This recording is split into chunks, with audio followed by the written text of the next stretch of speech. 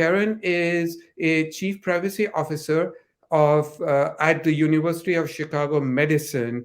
What better way to start this series than talk to the chief privacy officer? Because at the end of the day, it's not about how much data you have, it's how you're making that data accessible in the most secure, governed, and maintaining the privacy. So with that, Karen, thank you so much for joining this show today.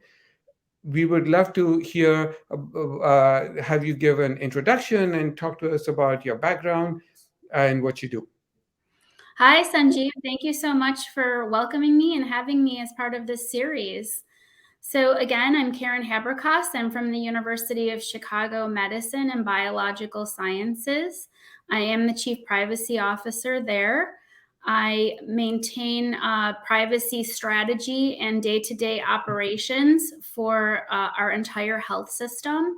The health system involves an academic medical center, a community health and hospital division, affiliated care sites, portions of the university that support our healthcare functions, which include clinical faculty physicians, affiliated physicians, a medical school. We have researchers as well, faculty researchers as well. And so the employee workforce that I oversee in terms of privacy operations is around 20,000 individuals, including our vendors who also have access to our data. Wow, that's a lot of people that you have to deal with, both internal and external. Mm-hmm. So, what is your? I'm just very curious, Karen. Tell us something that people don't know about you outside. I'm just curious. Yes. So I started my career. I have a bachelor's degree in psychology Okay. and I have a master's degree in clinical social work. So I originally started my career at the University of Chicago Medicine as a clinical social worker in the Department of Psychiatry.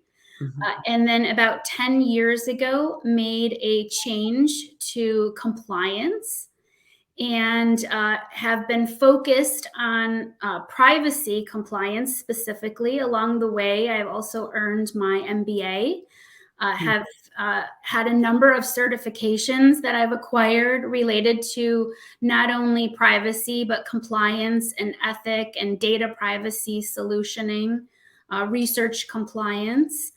And right now I'm in the process of learning to become a certified ethical hacker. So I don't know that people know that about me.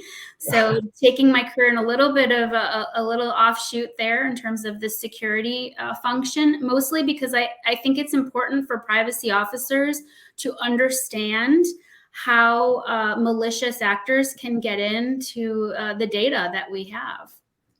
So, Karen, do you know every day how many people try to hack into your system? Oh, in terms of phishing emails and things that are blocked, it's thousands. Thousands. Oh, wow.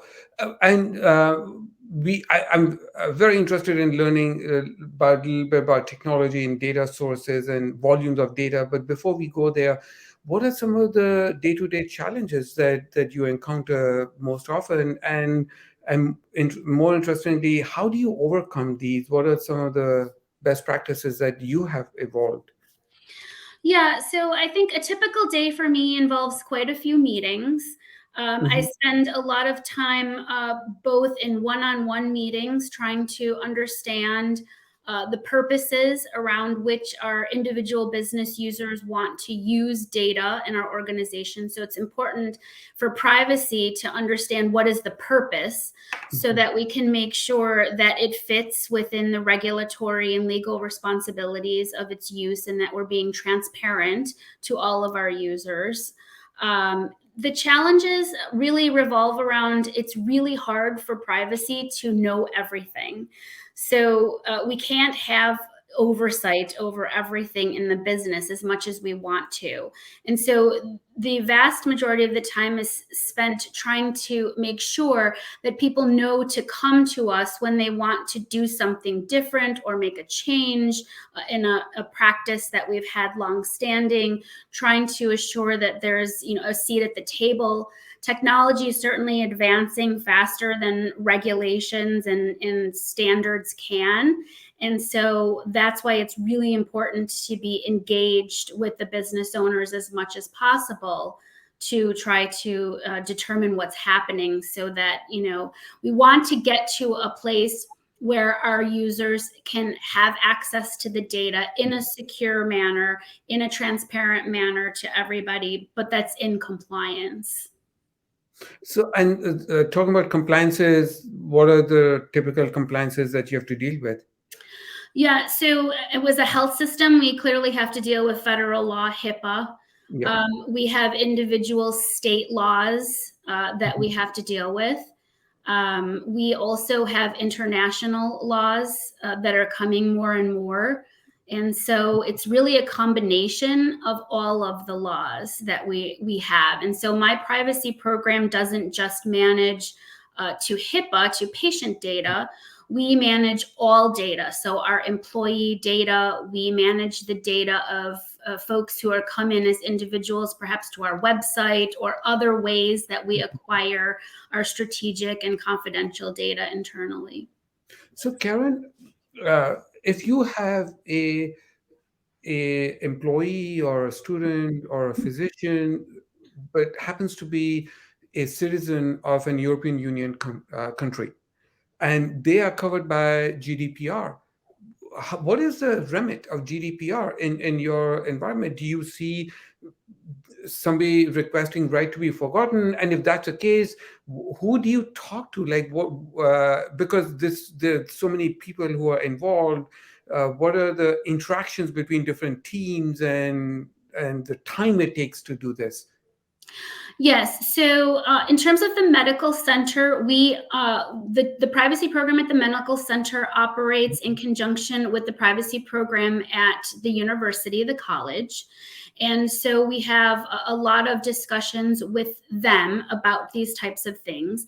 I think on the medical center side, where we see GDPR interaction the most would be in our clinical research areas. Mm-hmm. So when our researchers are wanting to collaborate with other researchers outside, and we want to, collaborate on our data here and sending it someplace else, or vice versa, and how the laws interact in that way.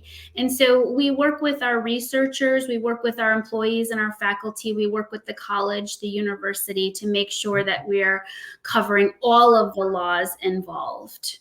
So I've talked to a few people. They've told me the day the GDPR came into effect, the very next day they started receiving right to be forgotten, right to erasure, or right to information kind of requests. Do you see that? Like, how what's the process? Yeah, so in the healthcare space, it's a little bit different because there are other laws that require us to keep medical record type information for a set period of time. Because it relates to people's health records.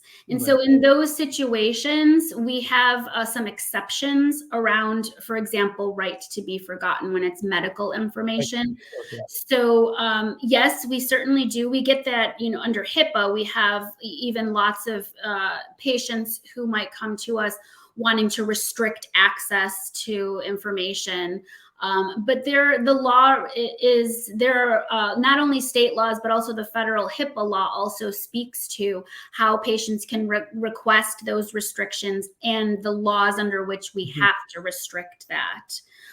But because of patient care implications, there are just sometimes that we are not able to make those restrictions for people. I see.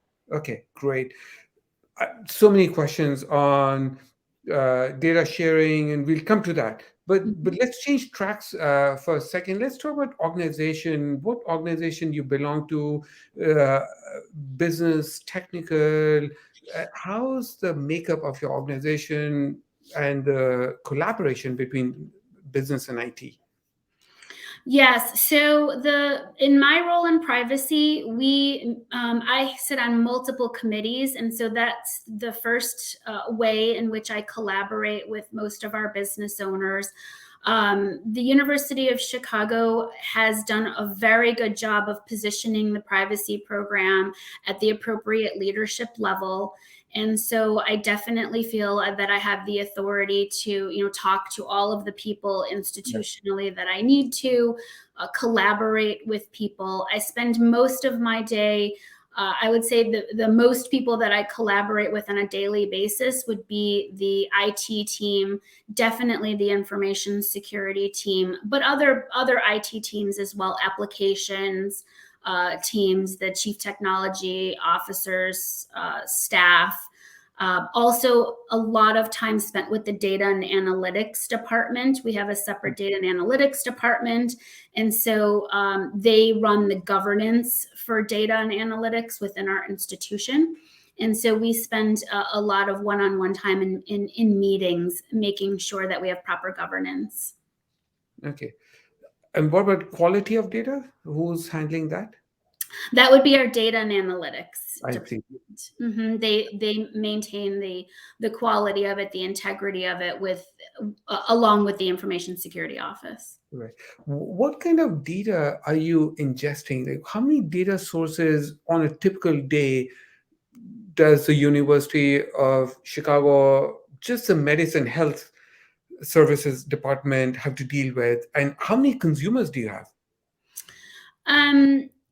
We have hundreds of thousands of consumers, I would say, in terms of, I'm not internal consumers, but like patients and visitors and things of that nature.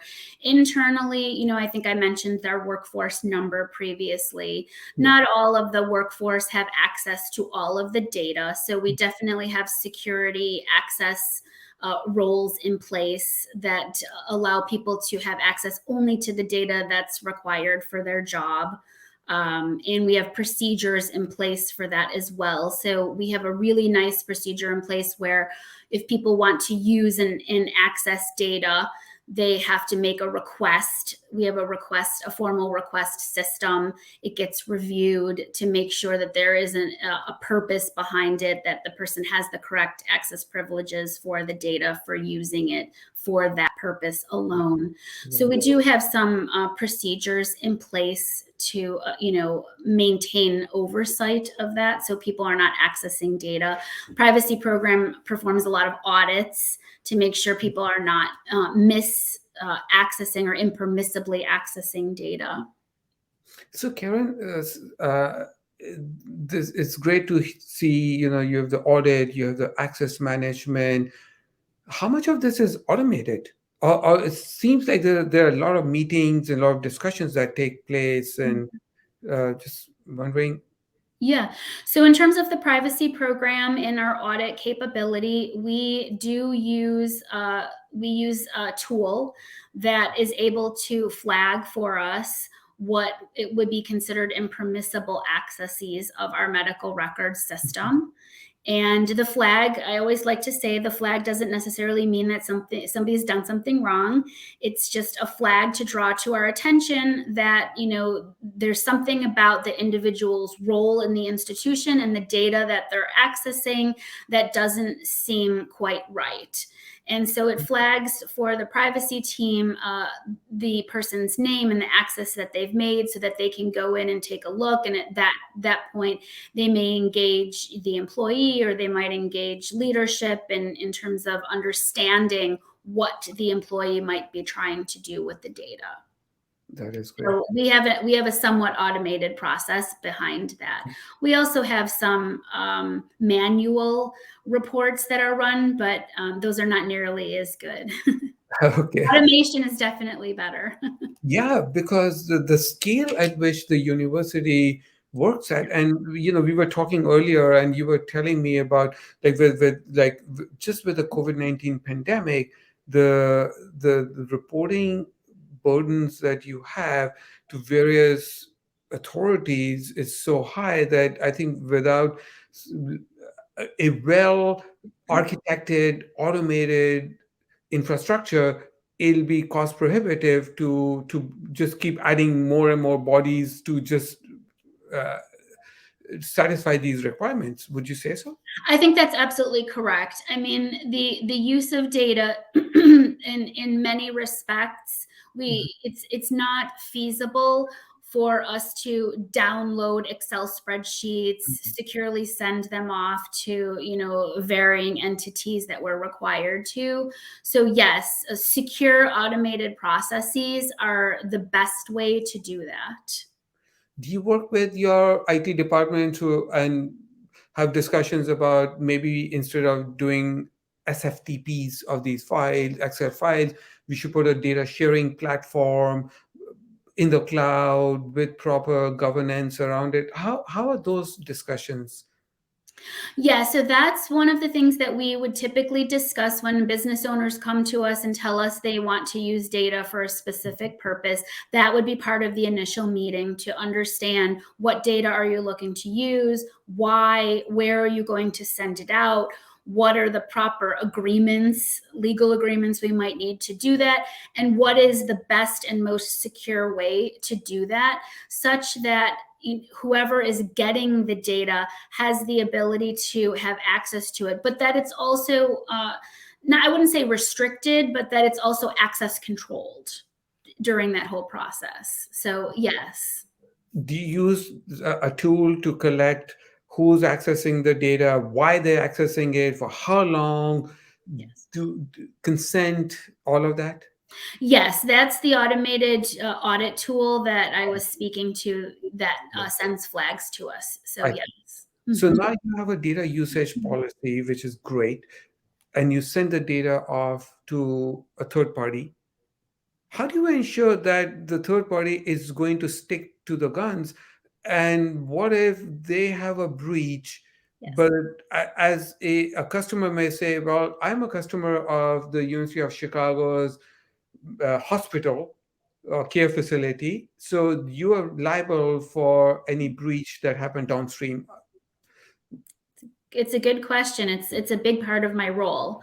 Okay. So again, we have agreements in place, and we want our vendors to hold their environment and their usage as secure as ours, and we set the expectations up front.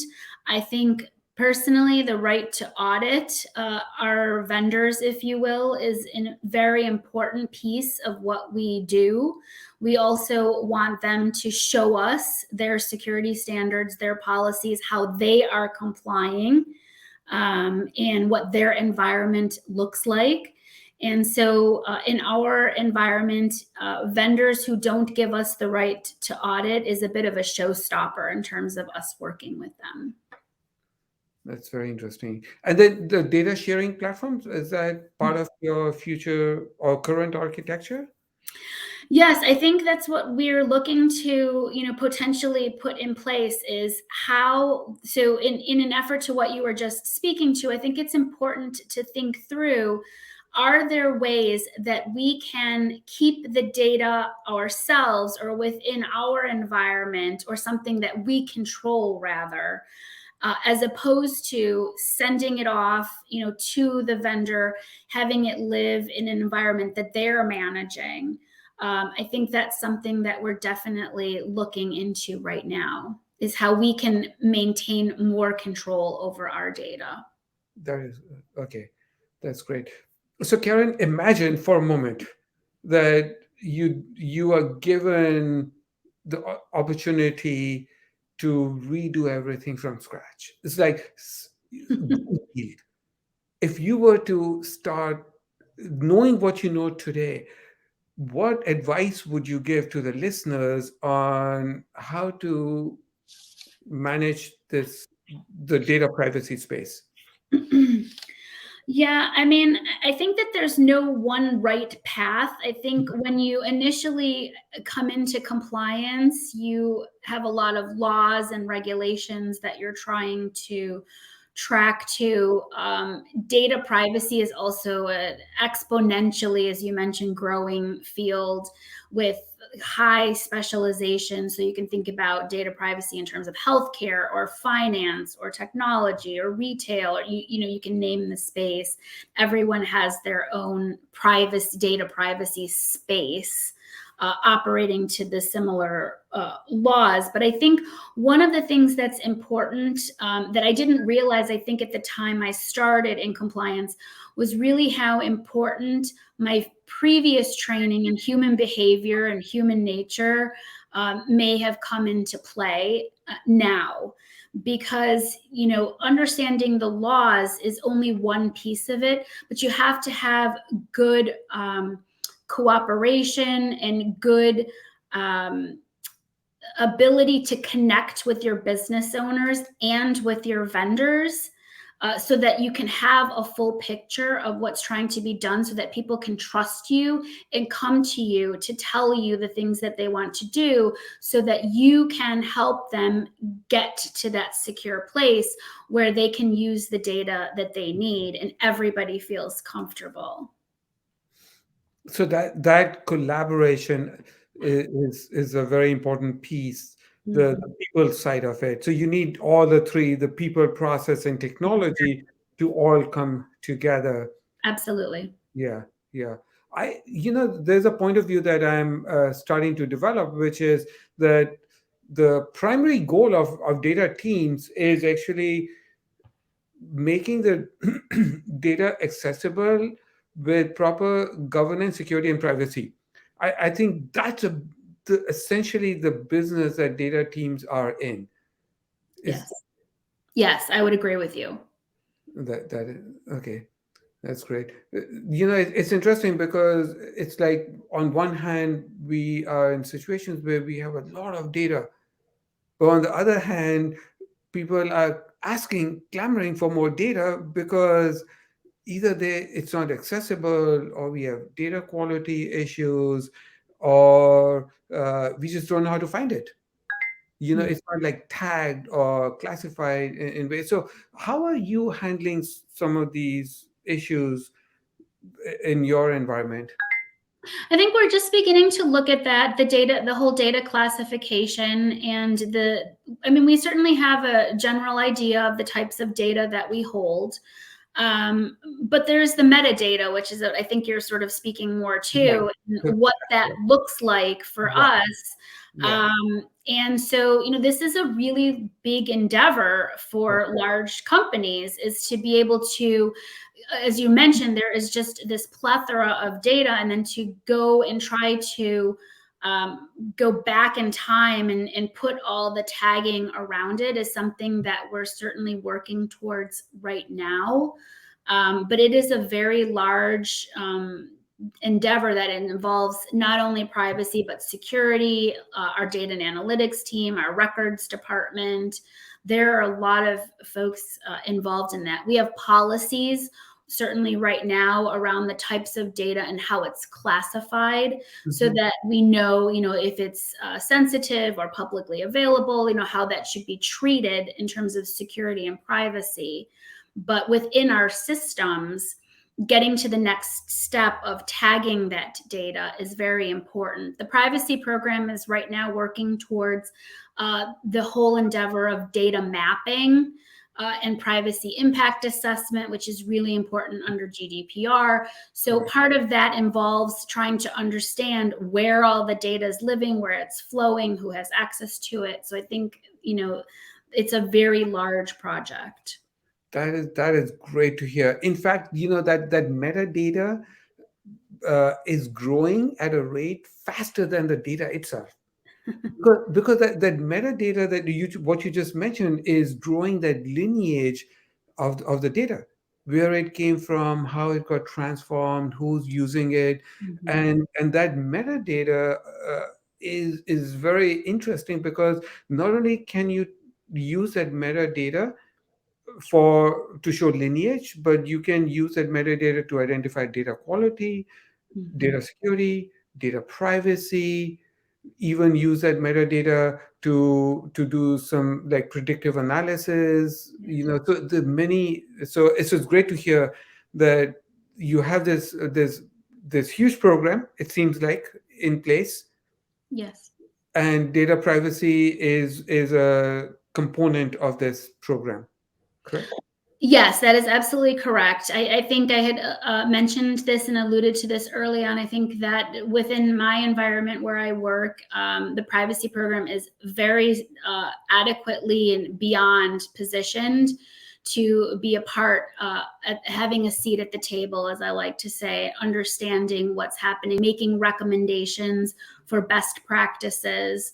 I think that my particular privacy program is a little bit ahead probably of some other healthcare institutions in terms of using, data mapping and privacy impact assessment and really working toward this privacy risk management framework, which is a little bit of a shift for the privacy, at least in healthcare privacy, in terms of viewing this as a risk management type of strategy.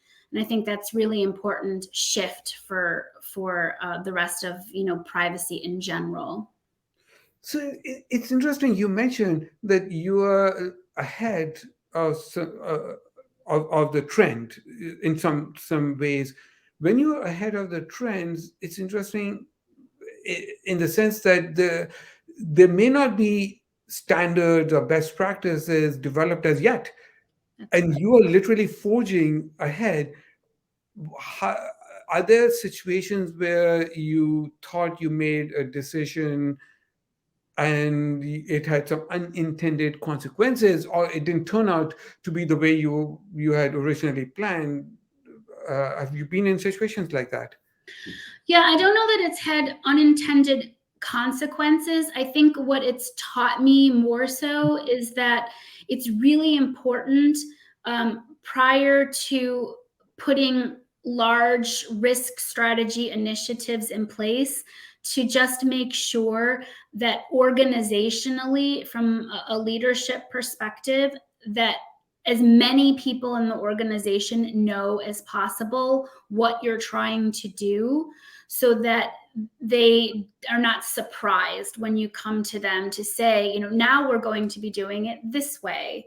If you're sort of changing course on them. So, when my program began the data mapping exercise, having to go to varying business owners and say, tell me about these vendors you're using, tell me about these applications, tell me about the data that's in. They don't expect privacy to be asking such specific questions, and they might get a little suspicious, wondering why you're asking all these questions if they've done something wrong, and really that's not what it is at all. So I think it's more just about, again, the transparency behind what you're doing and why it's important. And so messaging that at a high level is really important. So in other words, this effort has to be top down, it has to be driven. You need not only a mission and vision, which every project needs, but also a culture. Is Yeah. that I think something? that is a very nice way of summarizing. Yes. I see. That is great. Anything that we missed that you would like to share? I think I was, maybe we can talk a little bit about the types of metrics that my team is tracking to, that might be helpful for people to understand. I mean, certainly in privacy, we track to metrics around number of incidents, or just sheer volume of things. So I think that's very important. But I think what's really important, talking more, going into this risk management type of strategy, is one of the things I've been looking at more is the types of data requests we're getting in my program to review and approve, what specific departments they're coming from, what the volume of that is, and how many inquiries we're getting in advance, then versus the number of potential privacy incidents that department might have down the road. And just to clarify, not every privacy incident is a breach. Yeah.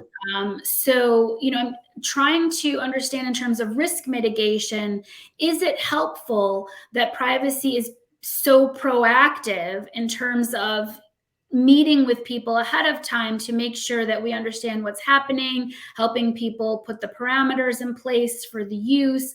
Does that downstream then impact the number of unintended consequences or incidents that happen?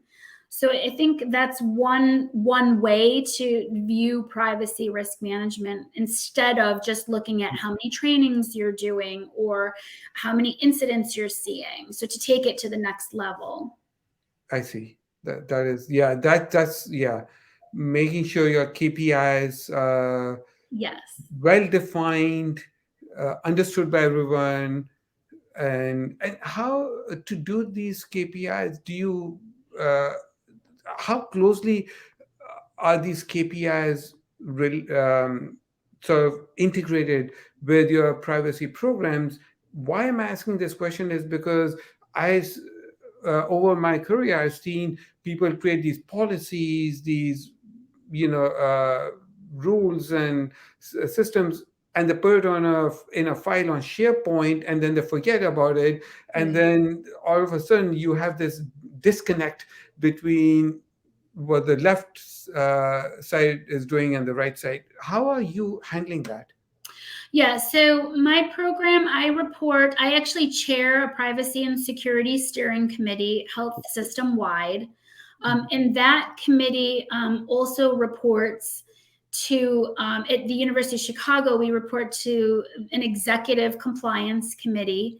And so those two committees encompass the largest share of executive and senior and VP level leaders. And so every month I'm presenting to them not only, as I mentioned, just sheer volume metrics, but what does this look like? And so I have this 1, 2, and 3 year strategy that I'm running within my program related to a lot of the things that we've talked about. And I'm tracking to that. And I'm being held accountable both internally within my program, but in the metrics that I provide my leadership team. So this is what we're seeing. We are seeing these departments having increased number of incidents. That means we need to engage with them more. And so I think there is a good process in terms of what we're doing of making those metrics known to people, but also interpreting what we believe they mean so that we can get feedback from the business stakeholders to say, yes, that makes sense what you're seeing, or that doesn't make any sense. We think this is what's happening instead. And so it's a real give and take. That collaboration is really important. And that's how we manage that. So when you measure and monitor these metrics, is there any trend you can share with us that you see that you can predict looking at the past and the progression? I don't know that there's a trend, with the exception of the fact, as you've noted, we have access to increasing amounts of data. I think the interesting thing is that people want access to that data. They don't always know what's available or how much there actually is, or sometimes they're asking for data when they really need something else. Or some type of data when some other type of data might help them in a better way. And so I think if there are ways that organizations can, classify the types of data they hold, and again, with the metadata, trying to understand all of what that encompasses, it helps then, instead of asking for large amounts of data that you're not really sure what you're going to end up doing with. It's for the privacy folks, it's important to understand, what do you really just need? Because from privacy, we don't want to be giving everybody everything. That's not really the right But what if they don't know? They don't know what they That's a really good point. I mean, I think that's where the discussion needs to happen with the, data and analytics team, with the security team, with the privacy team, so that we can continue to repeatedly ask questions to focus the requests for data in a more unified manner. But how do you scale this? Like, as the consumers increase, how many meetings can you possibly have? It is really challenging. That is absolutely correct. And we definitely have data guidance. We have, again, the data request system that, has a number of, in terms of our data request system, it has about 20 questions. And so it helps to, in the front end, when people are requesting data, really get to a defined data set that they're looking for. And so that's how we've attempted to become more focused. So you have a portal where people can go and request data. Yes. What is the trend in terms of number of people requesting data or the types of data? Well, the vast majority in our institution, the vast majority is healthcare related data. That we're using either for research or mostly quality improvement types of projects, giving better patient care, those types of things.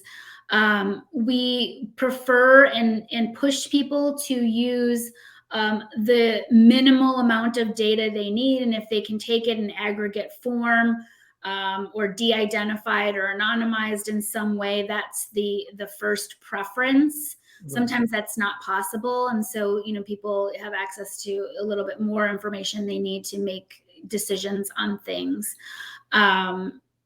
But we handle it through that type of governance. Is there a drop-down question that says, do you need raw data or do you need de-identified anonymized? That's correct. Yes. So it starts with, what is your department? What is the purpose of this? And there's several purposes listed, research, quality, hospital operations, those types of things, financial. And then the questions get increasingly more targeted.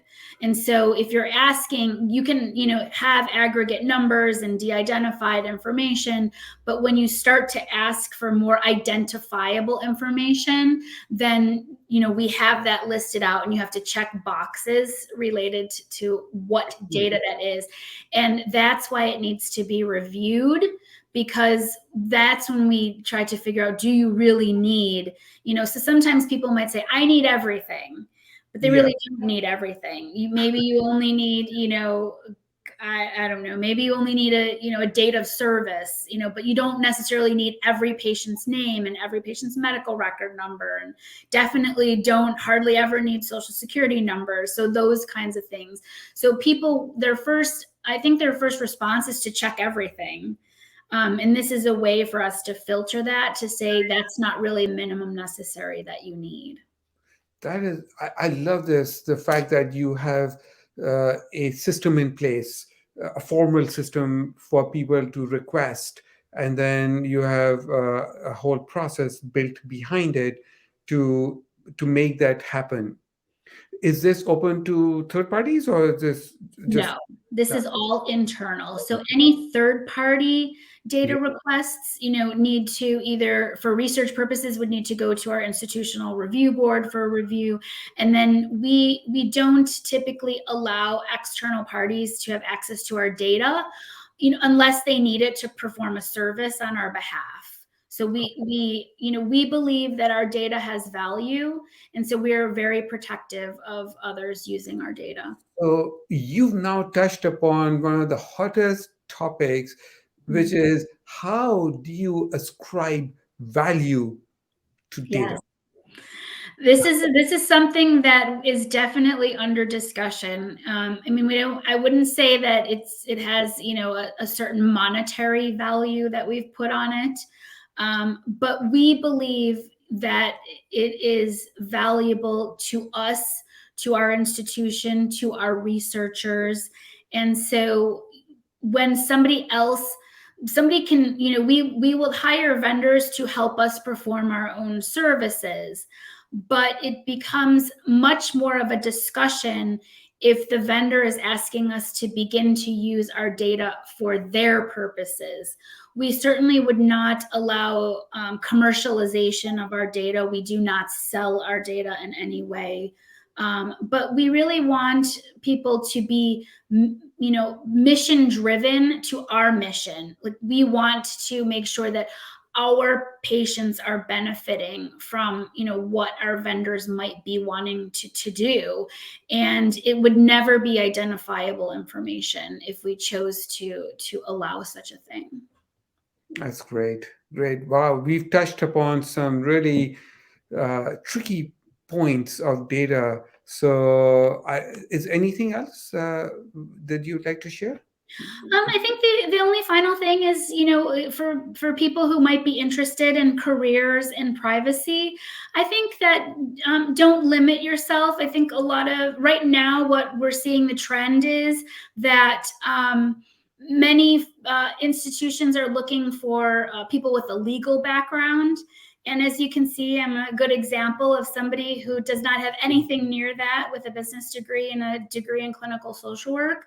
I think it's really just about learning and having the right resources. And so people should, if you have an interest in this, you should talk with other people who are already in the field. Even if they don't have a background similar to yours, how did they get involved? Go to meetings. The IAPP is a great privacy organization to get started with.